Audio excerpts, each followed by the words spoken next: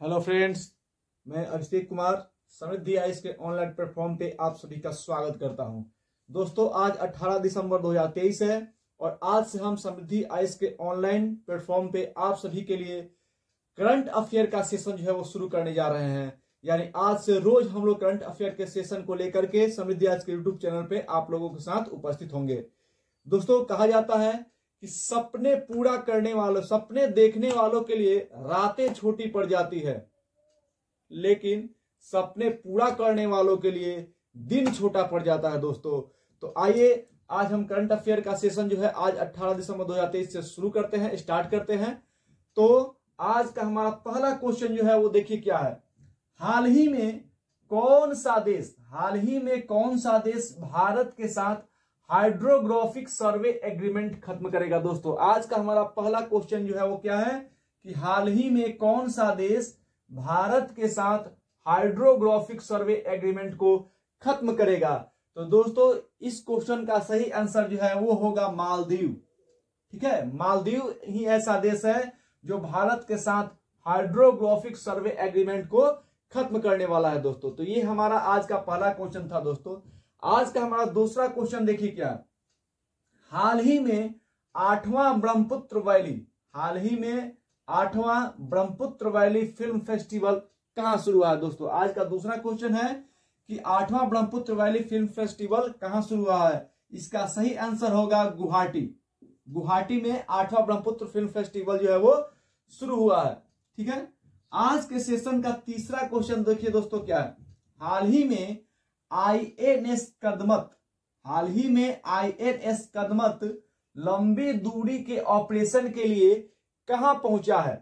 तो जो आईएनएस कदमत है वो लंबी दूरी के ऑपरेशन के लिए दोस्तों फिलीपींस पहुंच चुका है, इसलिए इसका सही आंसर जो होगा वो क्या होगा, फिलीपींस होने वाला है। अगला क्वेश्चन देखिए क्या है। हाल ही में किस देश ने 33 देशों के नागरिकों के लिए वीजा आवश्यकताओं को समाप्त कर दिया है। दोस्तों, आज का जो है चौथा क्वेश्चन है, हाल ही में किस देश ने 33 देशों के नागरिकों के लिए वीजा आवश्यकताओं को समाप्त कर दिया है। तो इसका सही आंसर जो होगा वो ईरान वो देश है जो 33 देशों के लिए क्या किया है, जो वीजा की जो आवश्यकताएं होती है उसको उसने समाप्त करने का काम कर दिया है। तो इसका सही आंसर क्या होगा, ईरान होगा।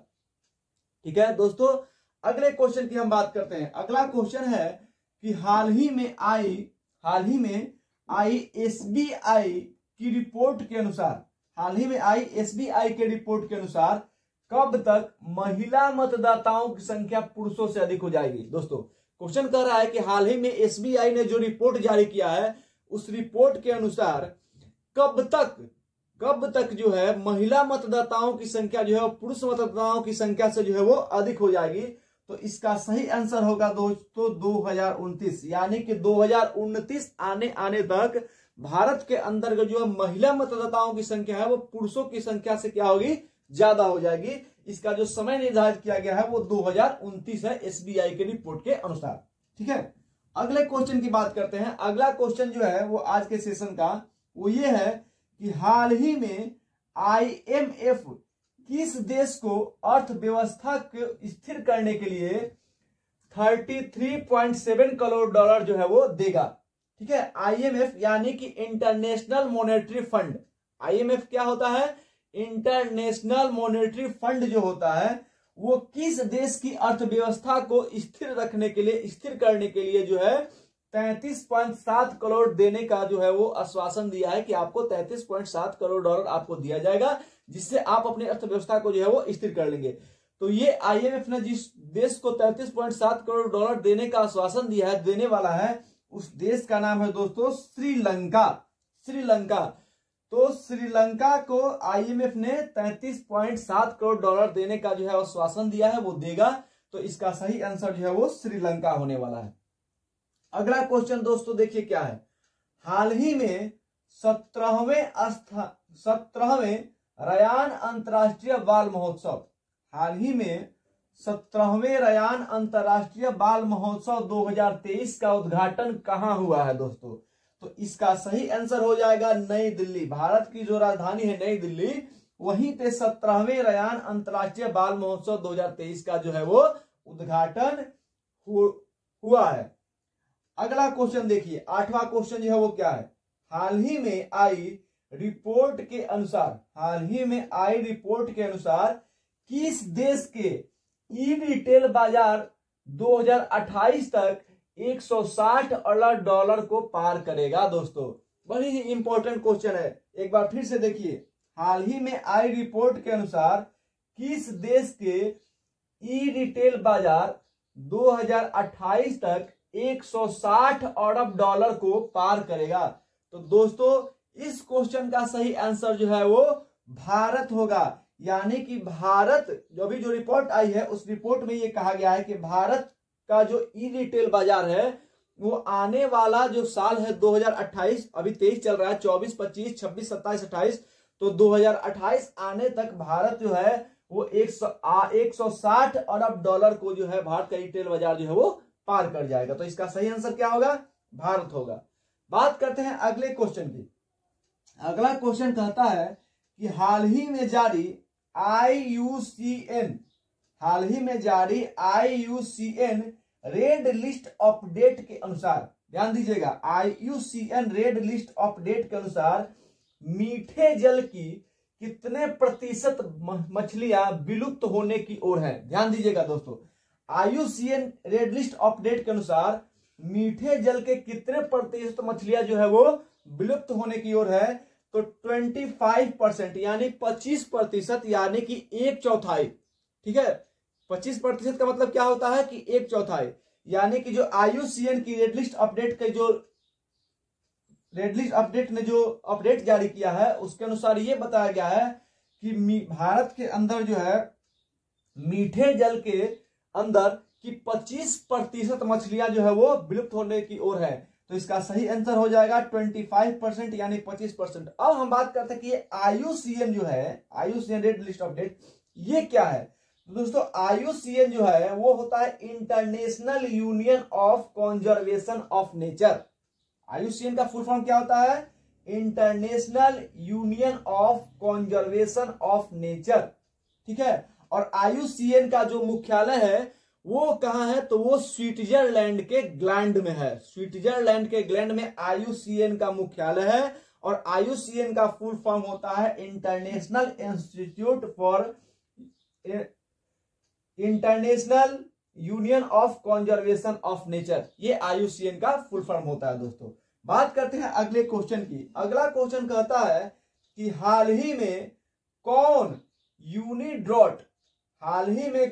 यूनिड्रॉट के लिए चुनी गई पहली भारतीय महिला बनी है।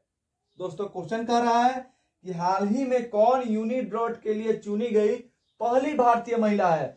तो इसका सही आंसर जो होगा दोस्तों वो होगा उमा शेखर, यानी उमा शेखर यूनिड्रॉट के लिए चुनी गई पहली भारतीय महिला है। अब आप फिर ये सोच रहे होंगे कि यूनिड्रॉट क्या है। तो यूनिड्रॉट जो है वो है international institute for the unification of private law. ठीक है, क्या होता है यूनिड्रॉट, तो international institute for the unification of private law. ठीक है, ये यूनिड्रॉट होता है, और इसके लिए उमा शेखर जो है वो चुनी गई है, और वो पहली भारतीय महिला है जो यूनिड्रॉट के लिए चुनी गई है।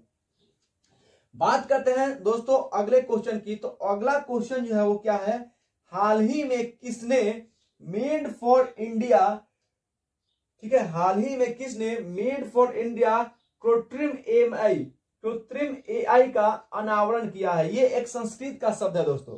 कृत्रिम जो है वो क्या है, संस्कृत का शब्द है, संस्कृत का वर्ड है। तो क्वेश्चन कह रहा है कि हाल ही में किसने मेड फॉर इंडिया कृत्रिम AI का अनावरण किया है दोस्तों। तो ये है भाविश अग्रवाल। ठीक है, भाविश अग्रवाल जो है उन्होंने क्या किया है, तो मेड फॉर इंडिया कृत्रिम AI का अनावरण किया है। तो इसका सही आंसर क्या होगा, भाविश अग्रवाल। अगला क्वेश्चन देखिए क्या कहता है, हाल ही में आई रिपोर्ट के अनुसार चालू वित्त वर्ष में भारत का शुद्ध प्रत्यक्ष कर संग्रह कितने प्रतिशत बढ़ा है। एक बार फिर से देखिए, क्वेश्चन कहता है कि हाल ही में आई रिपोर्ट के अनुसार चालू वित्त वर्ष में भारत का शुद्ध प्रत्यक्ष कर संग्रह कितने प्रतिशत जो है वो बढ़ा है। तो इसका सही आंसर जो होगा दोस्तों वो 23.4 यानी कि 23.4%, यानी कि 23.4% जो है भारत का चालू वित्त वर्ष में शुद्ध प्रत्यक्ष ग्रह जो है वो संग्रह जो है वो बढ़ा है दोस्तों। अगला क्वेश्चन दोस्तों, अगला क्वेश्चन जो है वो क्या है, हाल ही में किस देश के सुल्तान 3 दिवसीय भारत की यात्रा पर पहुंचे हैं दोस्तों। तो इस क्वेश्चन का सही आंसर होगा ओमान। दोस्तों ओमान के जो सुल्तान है हैतम बिन तारिक, ठीक है, ओमान के सुल्तान हैतम बिन तारिक जो है वो 3 दिवसीय भारत दौरे पर दोस्तों जो है वो आए हैं। तो इसका सही आंसर क्या होगा, ओमान होगा। ओमान के सुल्तान जो है वो कौन है, हैतम बिन तारिक है दोस्तों। अगला क्वेश्चन की हम बात करते हैं तो दोस्तों, तो अगला क्वेश्चन जो है वो क्या है कि हाल ही में आई रिपोर्ट के अनुसार किस राज्य के 30% यानी कि 30% से अधिक बच्चों में डेंगू पाया गया है दोस्तों। तो हाल ही में जो रिपोर्ट आई है उसके अनुसार भारत का केरल वो राज्य है जिसमें 9 से 12 साल के बीच के जो बच्चे हैं, तो 9 से 12 साल के लगभग 30% से अधिक बच्चों के अंदर डेंगू का जो है वो डेंगू पाया गया दोस्तों। तो इसका सही आंसर क्या हो जाएगा, केरल। ठीक है, अगले क्वेश्चन की बात करते हैं दोस्तों, हाल ही में किस देश द्वारा प्रदत्त सेवा मुक्त किए गए जहाज को भारतीय सेना पुनः सेवा में शामिल करेगी। क्या है दोस्तों क्वेश्चन कि हाल ही में किस देश द्वारा प्रदत्त सेवा मुक्त किए गए जहाज को भारतीय सेना पुनः सेवा में शामिल करेगी दोस्तों। तो इसका सही आंसर हो जाएगा मालदीव। ठीक है, मालदीव द्वारा प्रदत्त सेवा मुक्त किए गए जहाज को भारतीय सेना पुनः जो है वो अपने यहाँ क्या करेगी, सेवा में शामिल करेगी। भारतीय सेना मालदीव में कार्यरत 75 सेना को जो है वो फिर से अपने यहाँ जो है वो क्या कर रही है, बुला रही है और उसको अपने यहाँ जो है वो शामिल करेगी। साथ ही वहां के प्रदत्त जो जहाज है उसको भी अपने यहाँ सेवा में जो है वो शामिल करेगी दोस्तों।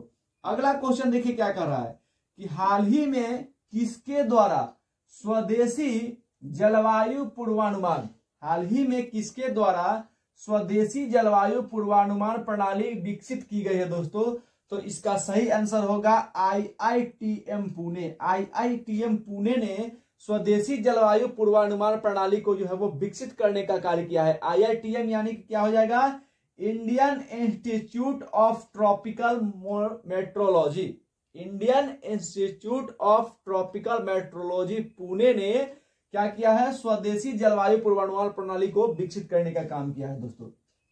अगला क्वेश्चन देखिए क्या है, हाल ही में किसने ITF विश्व चैंपियनशिप पुरस्कार 2023 जीता है दोस्तों। हाल ही में किसने ITF विश्व चैंपियन पुरस्कार 2023 जीता है। तो ये पुरस्कार जीतने वाले का नाम है नोवाक जोकोविच और आरेना सवालेंका।